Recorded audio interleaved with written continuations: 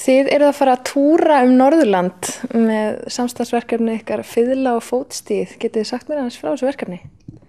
Já, þetta eru tónleikar sem við ætlum að halda í grunnskólum mestu leyti en bjóðum einnig upp á þetta framhaldsskólum og einhvers staðar munu leikskólabörn líka vera tónleikagestir og þetta er sem sagt svona það bil 40 mínútna tónleikaprógram sem er líka með fræðslu og skemmtilegum sögum tónlistina sem við ætlum að spila fyrir yngri kynslóðina.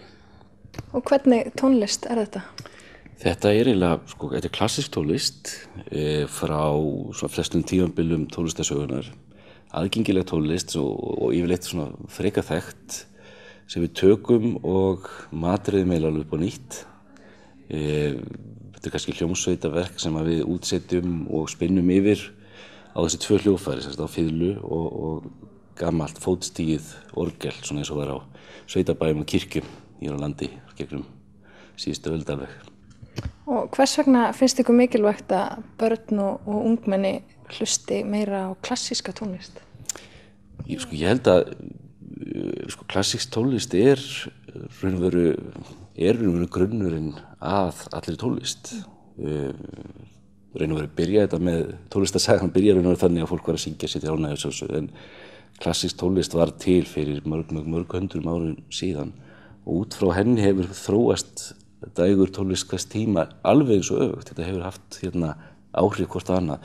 Nema svona kannski undanfarið hefur þetta svona farið svolítið sikkur átt og ég held að sé þess svona svolítið hollt að sýna öllum, ekki bara krökkum, að klassísk tónlist er mjög skemmtileg.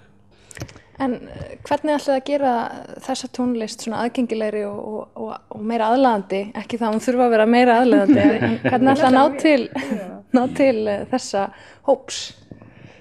Já, við erum alltaf búin að, við erum byrjuð, við erum búin að spila á þrennum tónleikum og allavega virka þetta, svo uppskrift sem við erum með virkaði og það er nú verið blanda af aðgengilegri fræðslu, svona myndasýningu sem Lára útbjó og svo útsetningarnar.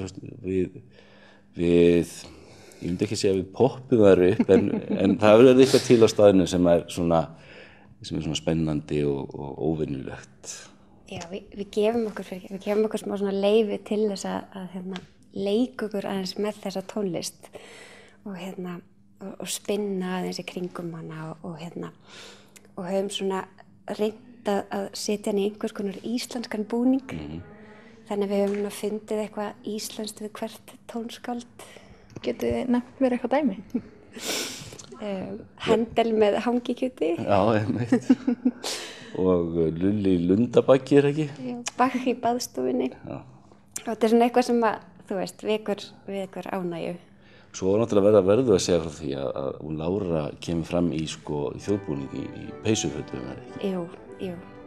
Og við svona þetta tengingi við orgelið sem var til á heimilum og félagsheimilum og víðar.